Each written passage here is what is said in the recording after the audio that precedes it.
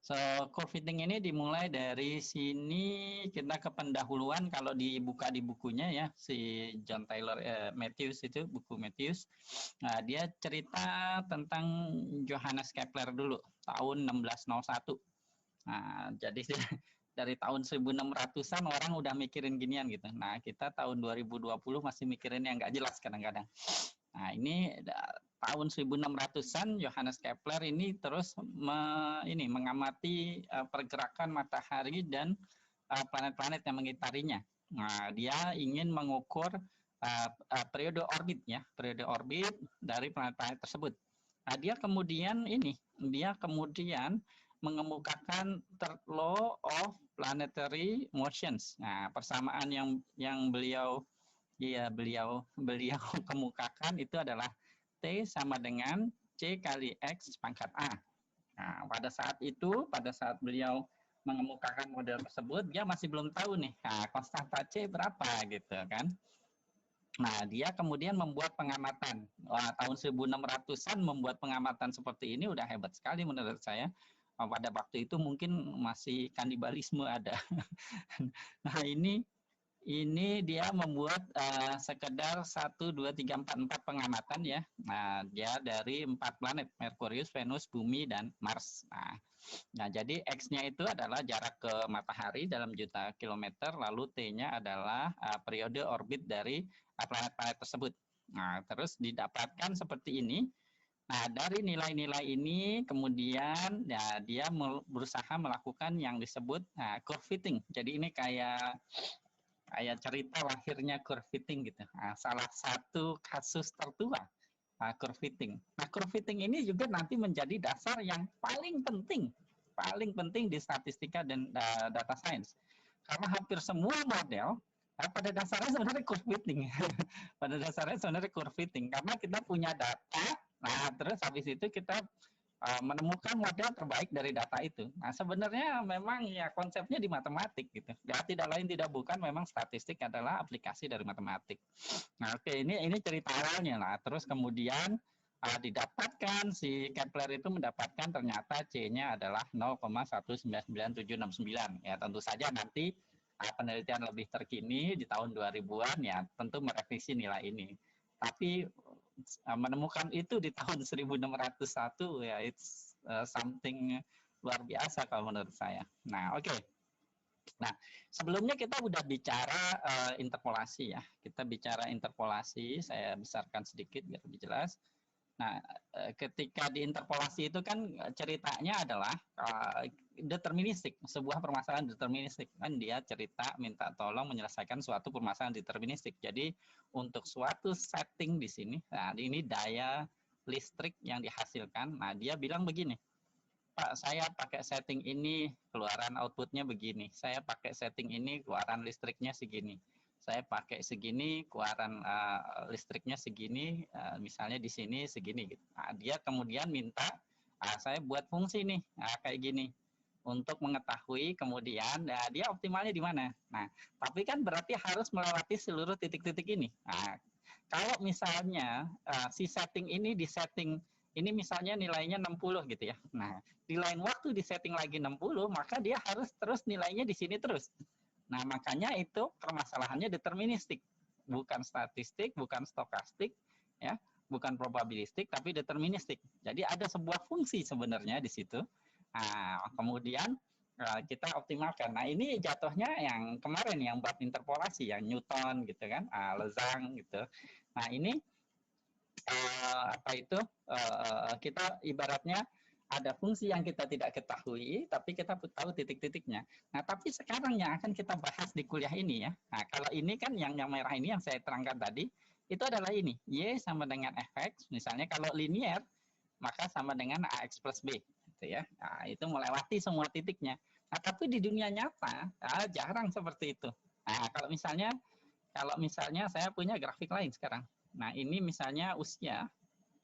Nah, ini misalnya tekanan darah si sumbu Y-nya.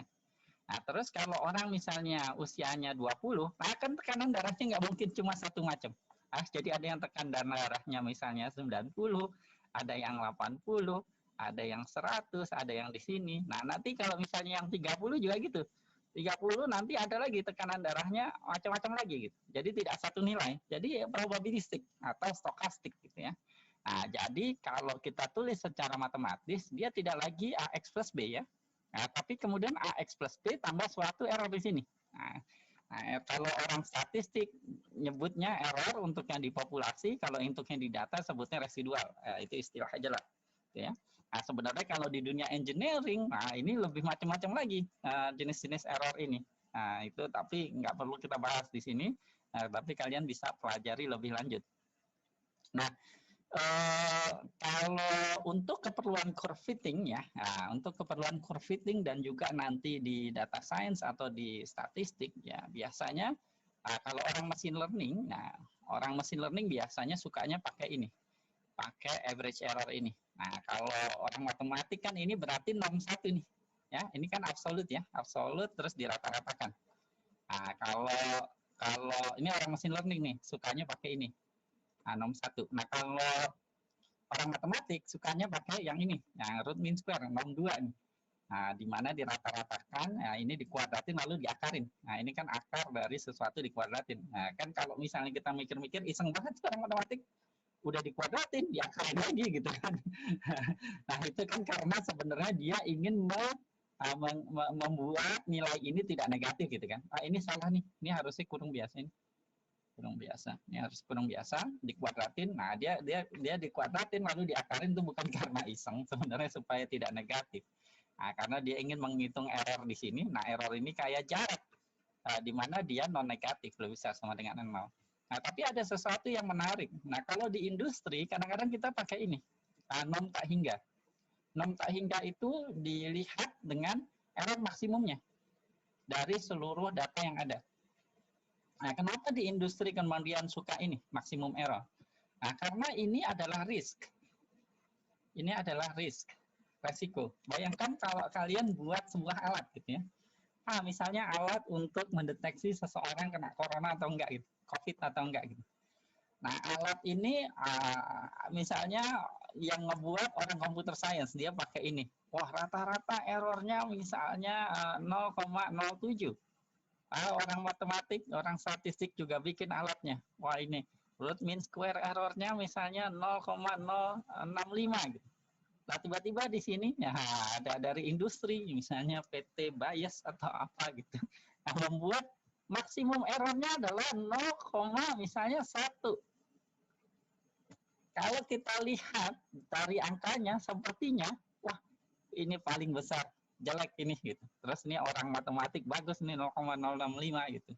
Nah, tapi jangan salah, loh ini rata-rata loh, dan ini juga rata-rata, ya kan? Nah, ini kan di bagian nih, di bagian. Artinya, kalau kita dapat nilai 0,07, nah berarti ada yang lebih kecil, tapi juga ada yang lebih besar. Nah, sedangkan norm tak hingga di sini ya, maknanya secara di dunia nyatanya 0,1 artinya itu seburuk-buruknya performasi alatnya 0,1. Nggak akan lebih buruk dari itu. Ya, gitu. Jadi, makanya kemudian ada berbagai cara dalam menghitung error. Nah, secara umum biasanya dipakai yang ini. Alasannya adalah kemudian karena dia dikuadratkan, nanti bisa diturunkan. Orang matematik nggak suka ini tanda mutlak. Nah, karena kemudian dia continue tapi tidak diferensiabel. Nah, itu yang kita pelajari waktu di kalkulus 1. Tapi masing-masing punya maknanya sendiri. Nah, kemudian kalau di buku dia ngasih contoh. Nah, dia ngasih contoh. Ngasih contohnya adalah data di sini ya, ada X sama Y-nya, lalu di sini ada pendekatannya, F-nya. Nah, lalu dia menghitung masing-masingnya. Nah, kalau yang ini adalah yang kalau di ada mutrakan misalnya 10 minus 10,2 kan 0,2. 9 dikurang 8,6 0,4 dan seterusnya. Nah, sehingga yang norm 1 ya adalah jumlah seluruh datanya ada 8. Nah, lalu ini dijumlahkan. Nah, ini 2,6. Nah, maka di sini 1/8 kali 2,6 jadi 0,325. Nah, norm tak hingganya, norm tak hingganya di sini kalau kita lihat tadi ya. Nah, itu kan maksimum dari maksimum dari yang ini, yang absolutnya. Nah, di sini kan nilai paling tingginya, nilai paling besarnya ini 0,8. maka dia 0,8. Nah, seperti itu. Lalu kalau yang ini, yang orang matematik suka, root mean square error, ya tinggal dikuadratkan aja nih nilai-nilainya, lalu diakar, ya.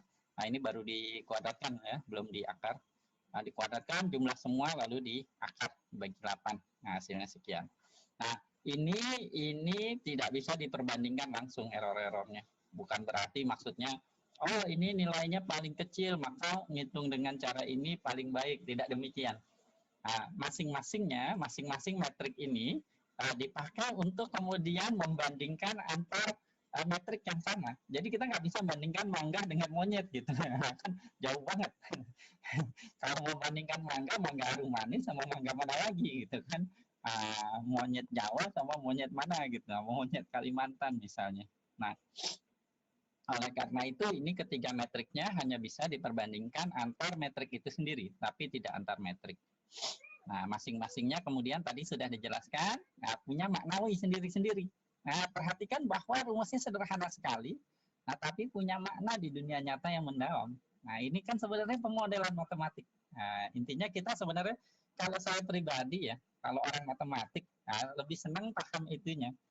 Kalau ngulik-ngulik rumus bagus lah, tapi di dunia nyata jarang ngulik-ngulik rumus itu dipakai. Yang dipakai di dunia nyata, yang dibutuhkan oleh masyarakat, oleh industri, di dunia nyata itu adalah pemodelannya. Bagaimana kita menyelesaikan berbagai masalah di dunia nyata dengan matematik. Nah, bentar. Toggle toolbar. Ya, supaya lebih jelas. Nah, berikutnya kita akan bahas curve fitting yang pertama, yang paling sederhana. Curve fitting yang paling sederhana yang pertama adalah least square. Garis least square, jadi garis lurus. Persamaan garis. Tapi walaupun dia sederhana, dia paling sering digunakan, paling sering ada di dunia nyata. Diberikan di sini ya, teoremanya seperti ini bunyinya. Diberikan kita himpunan titik-titik berpasangan XK, YK. Nah, berarti kalau kalian ngebaca ini, di pikiran kita berarti ada sebuah tabel. Ada di sini X, ada Y, lalu ini ada nilai-nilainya. Ini adalah cara orang matematik menuliskan ini, tabel ini. Gitu. Jadi pasangan X, Y. Seperti itu. Nah, kalau X-nya di sini, ini kan X-nya tulisnya XK gini kecil ya. Tapi kalau huruf besar XK gitu, nah biasanya ini adalah vektor terdiri dari X1K, X2K, dan lain sebagainya. Itu sebenarnya ingin ngomong bahwa ini ada X1, nanti ada X2, dan lain sebagainya. Nah, jadi penulisan simbol ya dari variabel, nah itu biasanya membantu kita untuk memahami rumusnya. Nah, ini ada n point, berarti di sini ada n baris ya, ngebayanginnya. Nah, terus kemudian di sini diasumsikan X-nya distinct ya, X-nya distinct, berbeda-beda. Tapi sebenarnya nggak ada masalah, nggak berbeda juga. Oke. Nah, tapi karena ini teorema ya, dia syarat cukupnya itu. Nah, kemudian di sini dia bilang persamaan garis Y sama dengan AX plus B. Nah, ini kan kalau di statistik, ini A-nya adalah beta 0 ya. Nah, B-nya ini, A-nya itu beta 1, B-nya itu beta 0, persamaan regresi kan sebenarnya. Nah, itu dia bilang, koefisiennya ini, kalau diberikan data ini, nah itu adalah penyelesaian dari sistem persamaan linear ini, solution of the following linear system, SPL. Nah, ini kan sebenarnya SPL yang ada di aljabar linear. Nah, perhatikan bahwa XK kan tadi adalah dari data kan, XK, di sini YK. Jadi sigma XK kuadrat, nah ini adalah angka. Saya ulangi sekali lagi, ini adalah angka. Bayangkan sebuah nilai. Nah, begitu pula juga sigma, ini sigma XK kuadrat ya. Sigma XK juga nilai, sigma XK YK juga nilai. Yang variabel adalah justru si A sama si B. Gitu.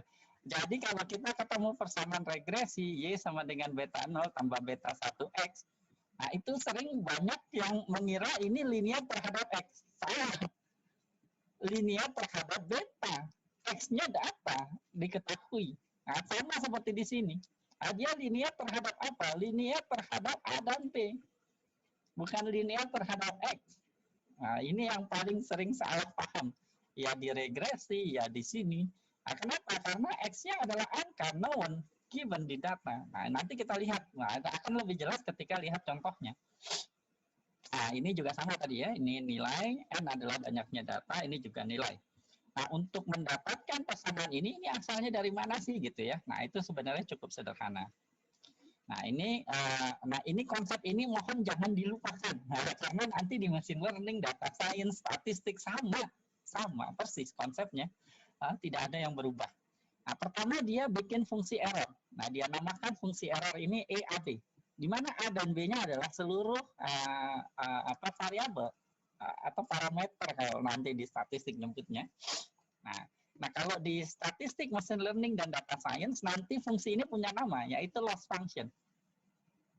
Tapi loss function itu sebenarnya sederhananya bagi orang matematik, fungsi error.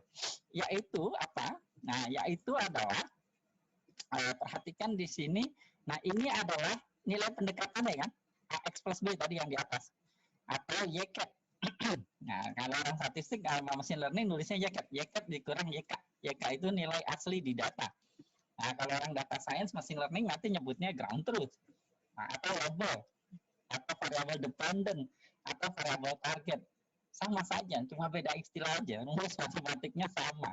Nah, kalau kita rumus matematiknya sama, kita orang matematik tuh bilang ya itu sama. Cuma ente aja ngomongnya beda-beda gitu kan. Nah, ini disebutnya fungsi error kalau di Magnum ini. Nah, nanti kelak akan dinamakan juga loss function. Ingat-ingat itu sama saja. Nah, kalau di sini di Magnum, error ini dinyatakan sebagai DK. Nah, nanti kalau di data science, machine learning bisa jadi epsilon K atau yang lainnya. Tapi pada dasarnya sama. Jadi ketika kita membaca matematik, rumus matematik, kita kemudian tidak terpaku pada simbol-simbolnya. Tapi rumus ini sebenarnya ngomong apa? Nah, kalau dia misalnya, simbolnya kan kita bisa ganti-ganti. Nah, tapi dia ekivalen gitu. Nah, oke. Ini adalah itu tadi. Nah, ini dikuadratkan ya. Nah, karena kita nanti mau pakai root mean square error. Nah, oke. Setelah kita mendefinisikan fungsi error ini, ya. Nah, kemudian akan kita mau errornya minimum. Nah, kan errornya sekecil mungkin. Nah, di matematik, dan ini adalah sebuah fungsi. Nah, kalau di matematik, kalau kita mau meminimumkan suatu fungsi f, maka turunan pertama dari f kan sama dengan 0 gitu. Ya, di mana f ini adalah si EAB ini. Ya udah kita turunkan. Nah, tapi kan ini fungsi multivariat. Fungsi error ini adalah sebuah fungsi dengan dua variabel A dan B. Maka turunannya adalah turunan parsial. Nah, karena dia adalah fungsi multivariat, maka kita turunkan terhadap setiap variabelnya. Nah, ini sudah dibahas sebenarnya di statistika matematika. Nah, karena variabelnya ada dua, A dan B, kita turunkan terhadap A, ya. Kalau kita turunkan terhadap A, berarti di sini, ya, ini kan turunan cendol, ya. Turunan cendol. Nah, ini kan kuadrat.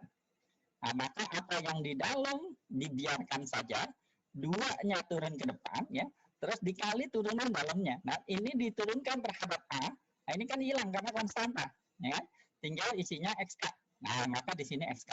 Maka 2 kali AX plus B min YK kali XK. Nah, selebihnya dari sini ke sini kan cuma disederhanakan. Ya kan? Ini kali ke dalam.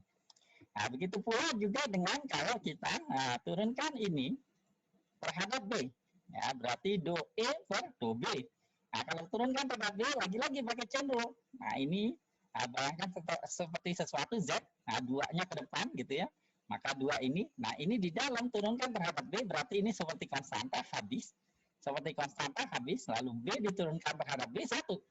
Nah, maka hasilnya ini kalau diturunkan terhadap B adalah 2 kali apa yang ada di dalamnya. Nah, disederhanakan kemudian seperti ini. Nah, ini kan kalau mau optimal, ini sama dengan 0, ini sama dengan 0. Ya kan? Nah, jadilah yang di bawahnya. Sebentar, saya ke bawahin dulu. Nah, kedua turunan tersebut sama dengan 0. Nah, ini jadilah ini. Nah, kalau disederhanakan sama dengan yang ada di teorema tadi.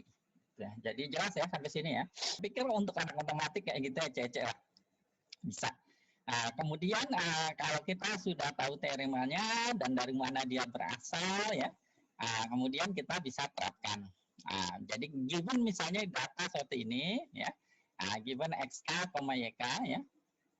Nah, kita bisa kemudian membentuk ini tadi sistem persamaan linearnya, maka kita lakukan sama persis seperti yang di atas tadi ya. Ya, tadi adalah sigma apa itu?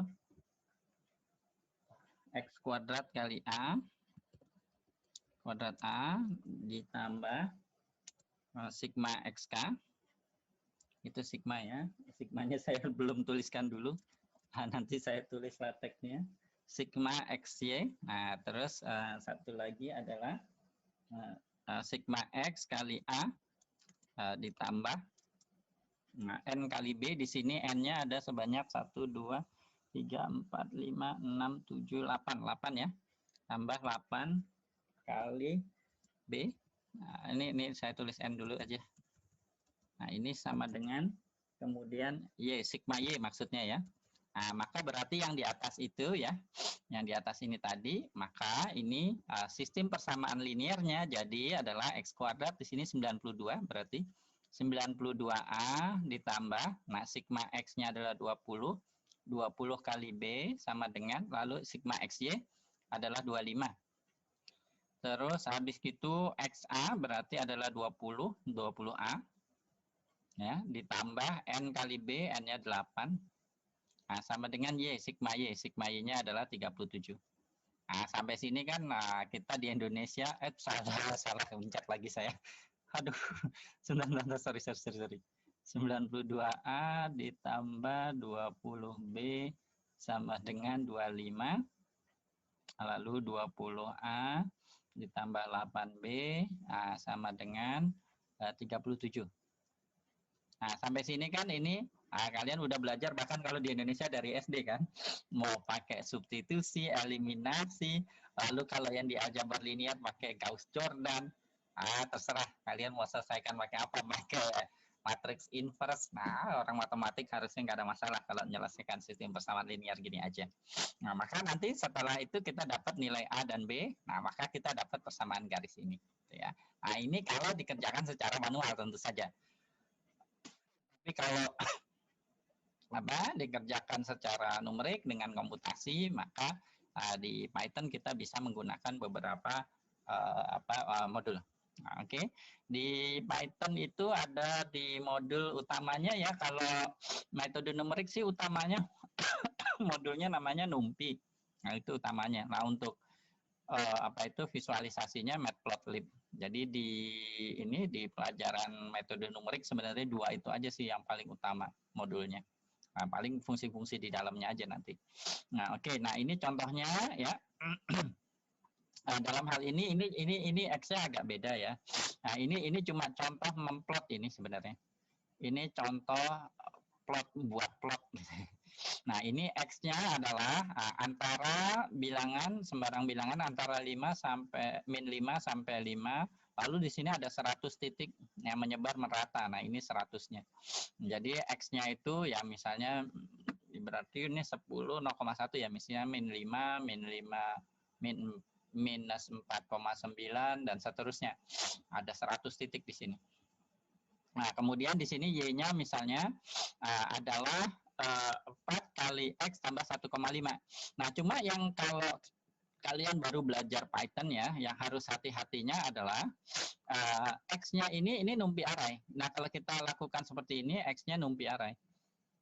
Nah, biasakan kalau di metode numerik, nah itu jangan si variabelnya itu jangan list. Jangan struktur data list, tapi NumPy array selalu. Nah, kenapa? Kenapa harus array bukan list? Karena kalau X-nya adalah list, maka ini error nih, baris ini error. Karena list nggak bisa dikalikan seperti ini. Kalau dikalikan seperti ini, hasilnya nanti list yang panjangnya 4 kali lebih panjang. Tapi bukannya seperti yang kita inginkan. Yang kita inginkan kan 4 dikali setiap nilai X di sini kan gitu. Nah, ini kan X-nya karena. Nah, gitu. Nah, supaya dia perkalian vektor atau matriks seperti yang kita inginkan di aljabar linear, yakinkan struktur datanya benar bahwa si X-nya selalu NumPy array, jangan list. Nah, terus ditambah 1,5, nah ini juga seperti di aljabar linear. Nah, setiap elemen di vektor X selalu ditambah 1,5. Kalau apa itu? Kalau list nggak bisa, ini error. List ditambah angka error kalau di Python. Jadi struktur data penting. Nah, kemudian ini ada noise ya. Nah, ini noise ini maksudnya apa? Nah, ini kan Y tadi udah dihitung ya berdasarkan X ya, dimasukkan ke sini. Jadi ada fungsi 4X tambah 1,5. Ini kayak fungsi Y sama dengan AX plus B. Nah, tapi kan tadi di penjelasan awal, kita ingin tambah 100 hasilan gitu kan. Karena ada error di dunia nyata. Nah, ini sekedar, nah inilah. Y sama, ini kan noise Y sama dengan Y ditambah ini. Nah, ini adalah kita umpamakan errornya gitu. Dia sekedar sembarang nilai random berdistribusi normal. Terus kemudian ini hanya ukuran saja. Nah, gitu. Maka kemudian dari contoh ini sebenarnya cuma ingin ngeplot bahwa kalau perintah plot adalah plt.plot lalu si x-nya lalu y-nya. Nah, y-nya ini ada dua ya. Y yang pertama ini ya. Terus ada yang setelah kita tambah epsilon ini. Ini epsilon. Nah, dia random aja, suatu bilangan random. Nah, ini ditandakan dengan warna red, red, lalu simbolnya X silang. Makanya di sini ada silang-silang X, silang-silang warna merah. Nah, ini yang perintah pertama ini yang baris 8, ini buat bikin silang-silang. Nah, perintah yang baris terakhir ini adalah kita bikin plot ya X, lalu Y ya pasangan XY. Nah, tapi di sini warnanya biru, B biru. Nah, ini terus ditandai dengan titik-titik. Nah, ini adalah garis titik-titik. Nah, itu. Ya, itu apa? Sekedar sebenarnya yang ini sel ini cuma sekedar bagaimana kemudian membuat plot. Karena nanti pada eksperimen di bawahnya kita perlu membuat plot. Nah, untuk keperluan kita melakukan curve fitting tadi, ya curve fitting tadi kan kita keperluannya curve fittingnya. Ya bisa juga kita lakukan secara manual kayak tadi ya. Sigma XK, Sigma XK kuadrat, Sigma XK YK. Nah, itu kalau buat latihan silahkan manual bikinnya, apa itunya, programnya. Nah, tapi di NumPy sudah ada polynomial fit ya. Lalu di sini X adalah tadi si data kita si X. Nah, ini noise Y-nya. Nah, terus nah ini berarti ada 100 baris ya. Nah, kalau manual kan nggak mungkin, kita harus bikin program. Nah, 1 itu maksudnya adalah polinomial derajat 1. Ya, makanya di sini terus ada 1. Nah, nanti kalau polinomial derajat 2 ya tinggal diganti satunya jadi 2. Sudah begitu saja. Nah, terus dapatlah ini. Nah, ini adalah si A-nya kalau di tadi. Nah, ini adalah si B-nya. Nah, kalau di regresi berarti ini adalah beta 0. Nah, ini adalah si beta 1 gitu. Nah, tapi kan itu sekedar ini aja ya, sekedar simbol saja di matematika. Baik. Nah, lalu untuk contoh kita di atas tadi ya, contoh tadi ini. Nah, ini gimana? Ini kan min 1 0 1 1 min 1 0 1 2 3 4 5 6 gitu ya, X-nya lalu Y-nya sekian. Nah, itu bisa kita lakukan. Nah, kalian bisa coba. Nah, ini kalian bisa lakukan seperti ini. Nah, ini agak ada perubahan sedikit dari apa yang ada di website. Nanti saya update yang di website. Nah, jadi X sama dengan NP-array. Nah, ini contoh yang di atasnya. Contoh di atas. Nah, jangan lupa ininya nih bagian awalnya np.array. Kalau ini nggak dimasukkan error nanti. Nah, jadi X-nya itu harus NumPy array, nggak boleh list. Nah, ini kan list ya. Ini list di Python. Nah, tapi kalau list aja nanti error.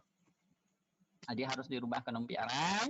Nah, terus kita masukkan ke fungsinya. Jadi koefisien itu sama dengan polinomial fit X, Y karena tadi linear derajat 1 kan. Wah, polinomial derajat 1 tidak lain tidak bukan adalah fungsi linear. Maka kita dapat beta 0 sama beta 1-nya ini.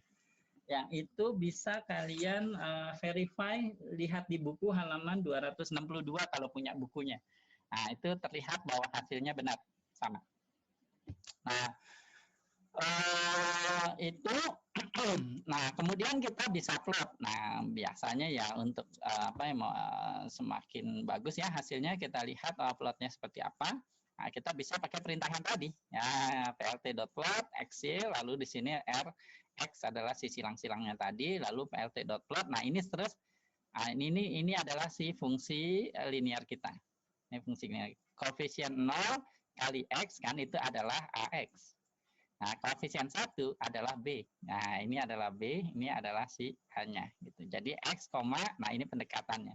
Nah, terlihat di sini. Nah, ini terus kita gambarkan sebagai K. K itu adalah black. K itu black hitam. Warna sebenarnya. Nah, kalian bisa ganti B jadi blue, Y jadi yellow dan seterusnya. Nah, tanda strip gini tanda strip cuma satu di matplotlib, nah itu artinya untuk menghubungkan, dia jadi kayak garis gitu ya. Nah ini bisa disederhanakan penulisannya kalau mau seperti ini ya, itu juga bisa. Ini hanya cara lain, cara lain untuk menghasilkan graf tadi. Untuk menuliskan fungsinya juga kalau kita tulis seperti ini, F sama dengan poli 1D dari cof ya. Nah itu langsung kalau kita print F langsung print persamaannya. Nah itu lebih handy aja sih. Nah nanti kalian akan mendapatkan regeneralisasinya nanti di StatMat ya, StatMat 1 atau 2 saya lupa. Nanti generalisasinya untuk lebih banyak X-nya, atau biasa disebut regresi linear berganda. Nah, nanti parameter optimalnya itu adalah X transpose X inverse kali X transpose Y, di mana X-nya itu si data. Jadi kalau kita punya 3 variabel, si X-nya itu adalah kemudian matriks ya. Matriks sama tabel sebenarnya kan ya similar ya. Nah, kayak gini, X1, X2, X3, ini adalah si X-nya. Nah, ini nanti ada beberapa konsekuensi di sini. Misalnya, ini kan X transpose kali X. Nah, ini adalah matriks yang yakin dia punya inverse apa enggak. Nah, itu kan kalian pelajari di aljabar linear. Nah, makanya itu jadi penting tuh sifat ekivalensi. Nah, kalau kalian buku aljabar linear itu satu buku hantam tuh. Intinya sebenarnya cuma satu teorema dari ekivalensi dari awal sampai akhir. Nah, kalau kalian benar-benar ngerti setiap babnya, itu sebenarnya cuma satu cerita. Nah, kemudian nyeritain cuma satu teorema, yaitu teorema ekivalensi. Tapi kemudian dia cicil, karena ekivalensinya panjang teoremanya. Nah, ya, tapi kita nggak bicara itu. Nah, baru tibalah kita ke power fit. Di mana power fit ini sebenarnya apa yang ditemukan isi Kepler tadi, Johannes Kepler. Nah, kalau persamaannya sekarang bukan linear. Nah, persamaannya sekarang eksponensial dan banyak fenomena di dunia data yang dia adalah eksponensial, tidak linear. Contohnya apa? Contohnya adalah penderita COVID atau corona. Nah, itu kan penyebaran penyakit kan eksponensial, bukan linear growth-nya. Nah, itu kan. Nah, walaupun kita sebagai orang matematik ya, berarti ada sebuah tanda tanya juga tuh sebenarnya, fenomena yang menarik. Memang kita tidak ingin COVID menyebar terlalu cepat. Nah, tapi kok model matematikanya nggak kena gitu. Nah, itu bisa diteliti sebenarnya. Nah, oke. Nah, teorema dari power fit menyatakan bahwa bagian ininya sama ya. Bagian ininya sama kayak yang di atas tadi. Artinya kita punya sebuah tabel X dan Y gitu ya, punya data sebanyak n point, n data. Nah, terus sekarang kita bukannya persamaan linear, tapi yang ini. Nah, dia bilang, teoremanya bilang, bahwa koefisien untuk ini, power fit ini, itu rumusnya adalah ini. Nah, sederhana rumusnya, yaitu sigma X pangkat M kali YK dibagi sigma X pangkat 2N. Nah, dari mana asalnya rumus itu? Sama persis sama yang di atas tadi. Jadi, pertama-tama kita bikin fungsi R. Tapi terlihat di sini bahwa M itu given. Itu bedanya sama yang tadi. Di sini M itu given ya. Nah, A-nya itu yang ingin dicari. Nanti tergantung aplikasinya. Nah, M-nya itu known, given. Tapi berarti di sini parameter atau variabelnya hanya A. Ingat ya, X itu data. X itu bukan variabel, X itu data. Nah, sampai situ kemudian maka kita bisa bikin fungsi R-nya. Tapi fungsi R-nya hanya terhadap A. Karena variabelnya hanya A. Nah, X dan M given. Nah, ini adalah persamaan kita. Nah, ini adalah Y cap sebenarnya. Y cap dikurang Y dikuadratkan. Ini kan mean square error yang kita bahas di awal tadi. Nah, karena ini adalah univariate function, fungsi dengan satu variabel, maka kita bisa lakukan turunan total. Nah, kita bisa turunan dari E sama dengan 0. Nah, turunan dari ini ya, turunan dari fungsi ini terhadap A, lagi-lagi cendol. Kalau turunan itu sebenarnya enak. Nah, karena kita most likely punya turunan analitiknya. Kalau integral tuh yang biasanya bikin pusing 7 keliling. Tapi menariknya integral numeriknya gampang. Nah, dengan cendol, maka kita ini kan duanya tinggal ke depan, ya. Terus kita tulis ini apa adanya, ya kan? 2-nya ini 2, lalu tulis ini apa adanya, lalu turunan ini di dalamnya terhadap A. Nah, turunan terhadap A kan ini jadi 0, ya, hilang. Nah, ini turunan terhadap A, hasilnya adalah ini saja, si XKM. Nah, maka inilah si XKM. Nah, dengan sederhana seperti itu, nah, turunan rantai cenderung, nah, selebihnya tinggal ini bisa dikalikan ke dalam, ya. Nah, seperti ini dapat. Nah, lalu turunan pertama sama dengan 0. Nah, berarti ini sama dengan 0. Nah, ini sama dengan 0 kan kayak gini. Nah, tinggal ini pindah ke kiri, maka dapatlah si rumus tadi ini. Nah, A sama dengan sigma X pangkat M kali YK dibagi X pangkat 2M. Nah, itu asalnya seperti itu. Dan saya pikir tidak terlalu sulit untuk orang matematik, cuma general biasa. Terus ini ada contoh. Nah, contohnya ini dulu kalau saya waktu semester 1 dulu kuliah S1, nah ini biasanya disuruh di mata kuliah praktikum fisika. Nah, kalau sekarang kayaknya udah nggak ada anak zaman sekarang. Tapi seru juga sih dulu kalau main-mainan gitu. Kita hitung gravitasi. Nah, hitung gravitasi dulu kegiatannya lakukan adalah jatuhin bareng. Terus dihitung berapa detik dibutuhkan untuk mencapai tanah gitu ya. Nah, terus kita pakai rumus gerak jatuh bebas setengah GT kuadrat. Nah, terus kita ngitung si G-nya. Nah, ya kan? Ngitung si G-nya. Ini kan sebenarnya tadi yang Y sama dengan A pangkat X kali A kali X pangkat M. Nah, kan ini A-nya X pangkat M kan gitu. Nah, A-nya adalah setengah G. A-nya adalah setengah G. Nah, dengan rumus tadi ya, dengan rumus di teorema tadi, maka kita kemudian bisa menghitung. Nah, ini adalah si eksperimennya. Nah, ini adalah eksperimennya. Nah, dua kolom ini hanya kolom pembantu untuk menghitung tadi rumus A yang optimal. Nah, setelah didapat A yang optimal, di sini jangan lupa tadi A-nya adalah setengah G, ya, atau berarti G sama dengan 2A. Maka kemudian kita bisa menghitung nilai gravitasi di situ. Nah, kayak gitu. Tapi tentu saja rumus ini kemudian adalah rumus yang disederhanakan dengan mengasumsikan misalnya tidak ada faktor angin, tidak ada faktor gesekan udara, dan lain sebagainya. Nah, sederhana saja. Tapi ya itu sudah cukup baik. Karena memang gravitasi adalah sekitar 9,8 meter per detik ya. Nah, seperti itu. Jadi hanya dengan 1, 2, 3, 4, 5 percobaan sederhana, kemudian kita bisa menghitung gravitasi di tempat manapun. Ya, karena gravitasi di bumi ini kan di lokasi berbeda akan berbeda. Nah, untuk ininya, untuk program Python-nya karena rumusnya sederhana sekali ya, kita tidak perlu modul di situ. Nah, ini cukup ya udah tadi kita hanya butuh dt kuadrat sama t pangkat 4. Ya udah A-nya adalah sumasi dari dt kali TK2 dibagi sumasi dari TK4. Udah dapat. Maka 2 kali A adalah 9,813 kayak gitu. Nah, berikutnya lagi ini tolong jangan dilupa. Bahwa kita orang matematik itu selalu biasanya punya berbagai cara menyelesaikan sebuah permasalahan. Rumus Pitagoras itu dibuktikan kalau saya nggak salah lebih dari 400 cara. Di matematik itu bisa dibuktikan lebih dari 400 cara.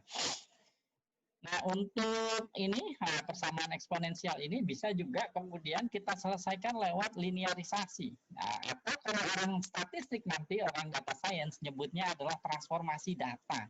Nah, tolong diingat-ingat, jangan sampai lupa. Ini sama saja.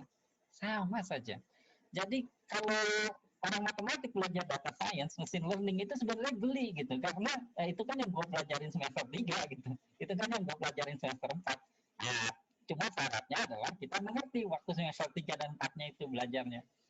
Nanti di data science, di machine learning, di AI, paling istilah-istilahnya jadi ganti-ganti gitu. Nah, orang-orang mikir, Pak jadi data science gimana sih? Udah masuk matematik aja gitu. Intinya sebenarnya jawabannya paling gampang tuh gitu. Nah, kalau kita ngerti matematiknya, data science sebenarnya adalah hal-hal yang kita pelajari di dasar. Nah, kita tahu di matematik, ya kalau kita punya fungsi Y sama dengan C kali E pangkat AX, nah kita bisa transformasikan kasih len di kiri, len di kanan. Nah, kita tahu di matematik kita bisa lakukan itu. Maka len Y sama dengan len dari C kali E pangkat AX. Dan kita tahu sifat len adalah kayak gini ya. Karena ini perkalian, berarti adalah len C ditambah len E pangkat AX. tapi ln E pangkat AX, nah ini adalah AX dikali ln E. Ln E 1, sehingga hasilnya adalah ini, ya kan? Di sini ln C, gitu kan? Nah, itu. Sehingga yang permasalahan yang tadinya tidak linear di sini, setelah kita transformasi datanya dengan menggunakan fungsi ln, nah, kita akan mendapatkan kemudian sekarang fungsinya linear. Nah, perhatikan. Oh, Pak, iya kan ini linear. Nah, ini Y-nya itu data loh. Y ya data juga gitu. Nah, triknya adalah trik ini juga kemudian bisa digunakan tidak hanya kemudian CE pangkat AX. Nah, kalau di buku itu diberikan sebanyak ini. Untuk berbagai macam fungsi, lalu diberikan untuk meliniarkannya fungsi transformasinya apa. Nah, ini saya pikir tidak terlalu sulit ya. Misalnya di sini Y sama dengan 1/AX plus B, maka kemudian bentuk linearnya adalah 1/Y sama dengan AX plus B, kayak gitu. Jadi fungsi transformasinya hanya Y sama dengan 1/Y. Y yang baru adalah 1/Y yang lama. Nah, bagaimana kita tahunya di dunia nyata, Pak, bahwa fungsinya seperti ini? Nah, itu harusnya kepikiran sama kalian. Nah, karena kalau di buku Magnum itu masih gampang, kita tahu fungsinya. Nah, tapi kalau di dunia nyata kita nggak tahu fungsinya. Nah, itulah gunanya kita melakukan scatter plot. Nah, jadi kalau kita punya data, kita plot dulu. Nah, dari gambar plotnya, nah kita kira-kira, nah cocoknya gambar mana gitu. Nah, misalnya gambarnya kayak gini, oh berarti fungsinya ini. Kalau gambarnya kayak itu, berarti fungsinya apa gitu. Nah, kayak gitu. Nah, itulah gunanya scatter plot. Makanya selalu pengolahan data itu dimulai dengan EDA dulu, exploratory data analysis. Nah, kita explore dulu datanya, apakah kita perlu transformasi apa enggak. Nah, contohnya gimana? Nah, ini contoh di buku, nah diberikan 5 data, terus kita mau fit ke model eksponensial di sini. Nah, tapi kita tidak ingin pakai yang tadi misalnya, yang di atas tadi. Nah, ya, tapi kita mau pakai linearization tadi. Nah, tadi transformasinya hanya Y sama dengan ln Y. Lalu C-nya jadi ln C gitu kan. Nah, maka di sini dirubahlah. Perhatikan X-nya tetap 0, 1, 2 dan seterusnya. Nah, kenapa tetap ya? Kita lihat aja tadi di transformasinya. Ln Y sama dengan AX plus ln C. Nah, Y-nya doang yang dilenin. Nah, X-nya tetap. Nah, ini kemudian kita lihat di sini Y-nya saja yang ditransformasi dengan logaritma natural ya. Nah, terus kita masukkan ke rumus yang tadi. Ya, yang Y sama dengan AX plus B. Yang di atas. Yang awal. Yang curve fitting untuk yang fungsi linear. Nah, didapat langsung hasilnya seperti itu. Nah, nanti tolong latihan di rumah nih. Nah, dia sederhana, tapi kalau nggak latihan, tetap aja bingung nanti pas ujian. Pasti lama waktunya gitu. Tapi kalau udah latihan, oh ya udah cuma gitu doang. Nah, ini contoh perhitungannya ya. Nah, contoh perhitungannya dari yang atas tadi ya. Nah, Y-nya dirubah dulu jadi ln Y. Nah, terus kita sigmanya berapa? Kayak tadi X kuadrat, sigma X kuadrat, terus XK YK. Nah, perhatikan YK di sini hati-hatinya adalah pakai yang sudah ditransformasikan. Hati-hati YK-nya adalah pakai yang transformasi. Nah, selebihnya sama kayak tadi, bikin sistem persamaan linear, lalu selesaikan, dapatlah kemudian persamaan kita. Nah, cuma C-nya adalah ln C. Nah, kemudian kalau mau dapat C, berarti adalah E pangkat, ya. Kayak gitu. Oke. Nah, kemudian, oke. Nah, kalau kita nggak mau melakukan transformasi, bisa aja sih. Kalau nggak mau melakukan transformasi juga bisa. Caranya sama persis ya. Nah, kalau kita punya modelnya seperti ini, nah kita buat fungsi error dulu. Nah, fungsi error adalah fungsi pendekatannya dikurangi nilai aslinya, kuadratkan. Nah, kita punya 2 variabel, berarti multivariate function. Nah, berarti punya turunan parsial, do E per do A. Nah, turunan ini terhadap A, lagi-lagi chain rule, 2-nya turun ke bawah. Lalu ini diturunkan, yang di dalamnya diturunkan terhadap A, ini adalah konstan, koefisien hilang. Nah, turunan ini terhadap A adalah ini C, ya, kali A-nya XK-nya turun ke bawah, karena kan hanya variabel ya, XK-nya itu bayangan kayak angka, makanya C kali XK kali E pangkat XK. Nah, ya sudah, turunannya gitu saja. Nah, turunkan lagi terhadap C, dapat ini, lalu keduanya sama dengan 0. Keduanya sama dengan 0, maka dapatlah sistem persamaan non-linear. Nah, perhatikan di sini, nah, ya kan, kita fungsinya terhadap A dan C. Fungsinya terhadap A dan C.